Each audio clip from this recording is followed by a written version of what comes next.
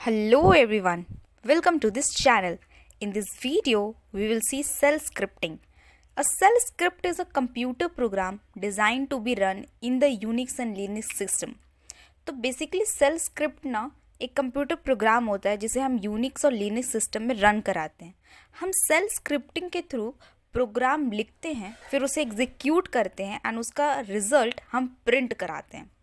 Let's see with an example. So in this video we'll see an example of cell scripting to find maximum of 3 number। हम 3 number लेंगे और उसके बीच में maximum number जो होगा वो एज एन आउटपुट हम प्रिंट कराएंगे using a shell script. Shell script तैयार करने के लिए हमें फाइल लिखना होता है, फाइल क्रिएट करना होता है, और वो फाइल जो है वो .sh एक्सटेंशन फाइल नेम के साथ हम क्रिएट करते हैं जब भी हम सेल स्क्रिप्टिंग बनाते हैं या लिखते हैं। तो पहले हम फाइल बनाते हैं जिसके लिए हमें लिखना है कमांड vi। सपोज हम मैक्सिमम नंबर जनरेट करना चाहते हैं तो हम मैक्सिमम नाम से ही एक फाइल बना लेते हैं जिसको हमने .sh एक्सटेंशन दे दी है। हमारा फाइल बन चुका है। नाउ हम इसमें इनपुट करेंगे, हमें यहाँ कोड लिखना है और उसको एग्जीक्यूट कराना है। तो कोड होगा हमारा, हम यूजर से इनपुट लेना चाहते हैं तो उसके लिए हमें प्रिंट कराना होगा एंटर नंबर्स। हमने पहला नंबर वेरिएबल ए में स्टोर कर लिया, दूसरा नंबर हमने वेरिएबल बी में स्टोर कर लिया और तीसरा नंबर हमने वेरिएबल सी में स्टोर कर लिया। अब हम कैलकुलेशन करेंगे कि अगर मेरा value at A is greater than value at B है या फिर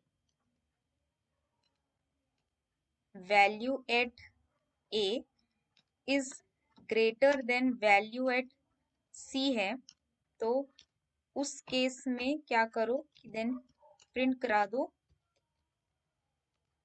कि मेरा मैक्सिमम जो नंबर है वो वैल्यू एट ए है।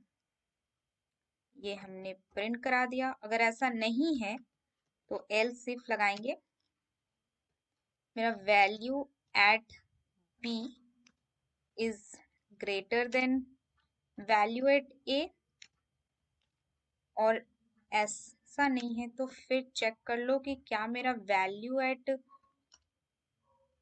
B is greater than value at C. अगर ऐसा है तो फिर मेरा प्रिंट करा दो कि मेरा जो मैक्सिमम नंबर है वो है वैल्यू एट बी। ये मैंने प्रिंट करा दिया। अब अगर मेरा बी भी ग्रेटर नंबर नहीं है तो फिर प्रिंट करा दो कि मेरा मैक्सिमम नंबर जो है वो सी है, वैल्यू एट सी। ये भी हो गया। अब हम क्या करेंगे, इफ स्टेटमेंट को क्लोज करेंगे जिसके लिए हमें लिखना होता है fi। हमने इफ स्टेटमेंट को क्लोज कर दिया है। इफ को अगर हम रिवर्स करेंगे तो fi क्रिएट होगा। This source in this coding की इफ स्टेटमेंट जो है वो क्लोज हो गया। Now we will execute this code.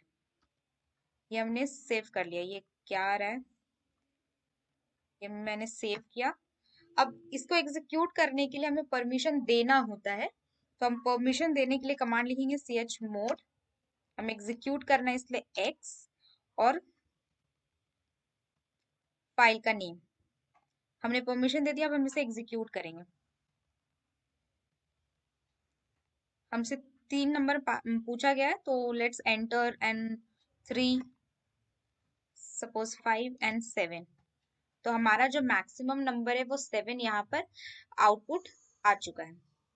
तो ये जो सेल स्क्रिप्टिंग होती है ये बेसिकली एक फाइल बना करके हमें लिखनी होती है और इसमें कोड, और उसको एग्जीक्यूट कराना होता है परमिशन दे करके। ये जो कोडिंग होता है वो बाकी प्रोग्रामिंग लैंग्वेज की तरह ही सिमिलर होता है। जो लॉजिकल कॉन्सेप्ट होता है वो बिल्कुल सिमिलर बाकी प्रोग्रामिंग लैंग्वेज की तरह ही होता है, बस कुछ कुछ जो टर्मिनोलॉजीज है वो अलग होते हैं। जैसे हम अगर बात कर ले C++ लैंग्वेज की तो हम उसमें यूज करते हैं सी आउट का प्रिंट कराने के लिए सी का यूज करेंगे तो प्रिंट एफ यूज करते हैं, इसमें हमें प्रिंट कराने के लिए ई को यूज करना होता है और बहुत सारे चेंजेस होते हैं।